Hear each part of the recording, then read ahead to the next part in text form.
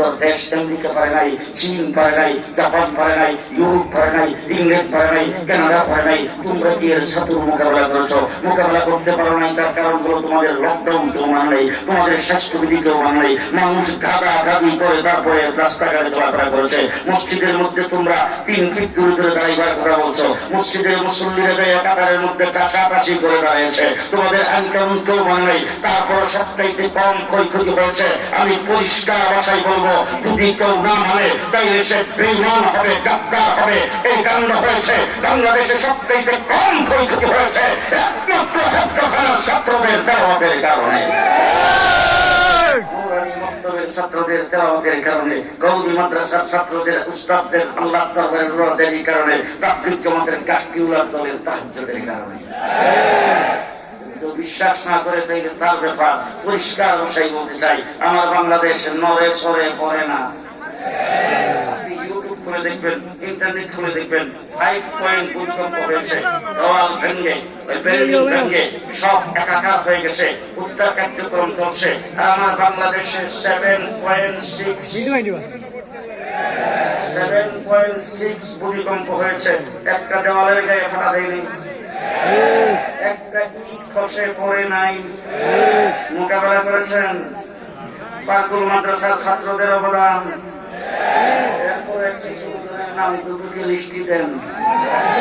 পরিষ্কার ভাষায় বলতে চাই, বাংলাদেশের টেকনাফ থেকে তেতুলিয়া পর্যন্ত যত শিক্ষা প্রতিষ্ঠান, সেই শিক্ষা প্রতিষ্ঠানে ক্লাস টাইমের বাহিরে একটা অক্ষর যদি কেউ শিখতে চায়, নার্সারিতে ভর্তি হয়েছে ছোট বাচ্চা কোলে নিয়ে মা বাবা অভিভাবক তাকে স্কুলে দিয়ে আসে।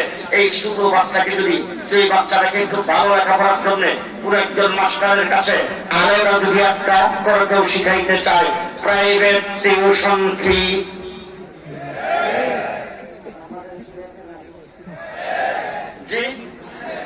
স্কুল, নার্সারি থেকে শুরু করে ইউনিভার্সিটি পর্যন্ত যত শিক্ষা প্রতিষ্ঠান, ওই শিক্ষা প্রতিষ্ঠানের কোন মাস্টারের কাছে একটা অক্ষর যদি ক্লাস টাইমের বাহিরে কেউ শিখতে চায়, প্রাইভেট টিউশন ফি লাগে না। আস্তে আস্তে কেউ যদি কথা না করতে খুব ভালো করে বুঝেন, খুব ভালো করে বুঝেন, প্রাইভেট টিউশন ফি লাগে কিনা বলেন। একমাত্র শুধুমাত্র কেবলমাত্র আমার কওমি মাদ্রাসা 24 ঘন্টা উস্তাদ ছাত্রদের পেছনে মেহনত করে, 1 টাকা প্রাইভেট টিউশন ফি নাই।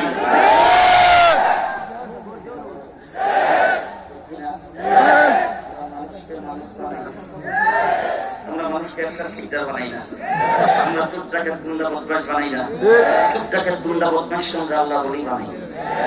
জেলখানায় ছিলাম 2 বছর, ওখানে কত সুন্দর দেখে আসলাম। 12-14 বছর পর্যন্ত জেল খাটতেছে। মাথায় হাত দিয়ে বললাম, বাবা এখন নামাজটা একটু পড়ো। জেলখানার ভিতরে নামাজটা শিখো, কোরআন শরীফ পড়া শিখো। বাবা কি করবো, এবার একটু ভালো মানুষ শোন। মাথায় নিচে তাড়াতাড়ি ভালো আসা না। আমি পরীক্ষিত ভাবে দেখেছি গোটা বাংলাদেশের চুল যদি অ্যারেস্ট হইয়া জেলখানার মধ্যে যে 3 চিল্লা লাগায়, 3 চিল্লা বুঝেন না,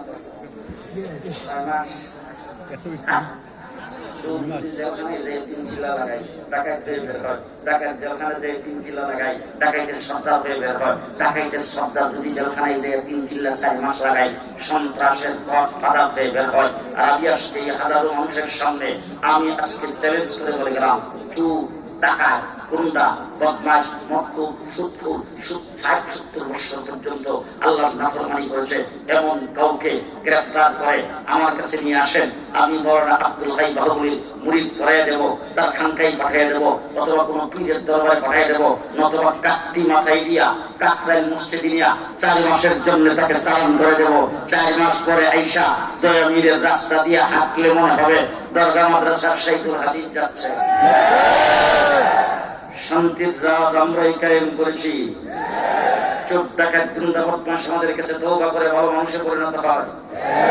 এরপর 116 জন ভাই, ঘটনা কি খুব ভালো করে মনে রেখেছেন, খুব ভালো করে মনে রেখেছেন। আজকে শিক্ষা জাতির মেরুদণ্ড, শেষ কথা বলছি, সময় আমার হাতে খুব কম। ঢাকার থেকে আজকে 12টায় রওনা হয়েছে, এখন এসে পড়ছি। রাস্তায় খুব যানজট ছিল, আমিও খুব অসুস্থ অবস্থায় কারণ আব্দুল হাই বাহাবুল সাহেব আন্তরিকভাবে উনি শ্রদ্ধা করেন, উনি আমাকে মহব্বত করেন।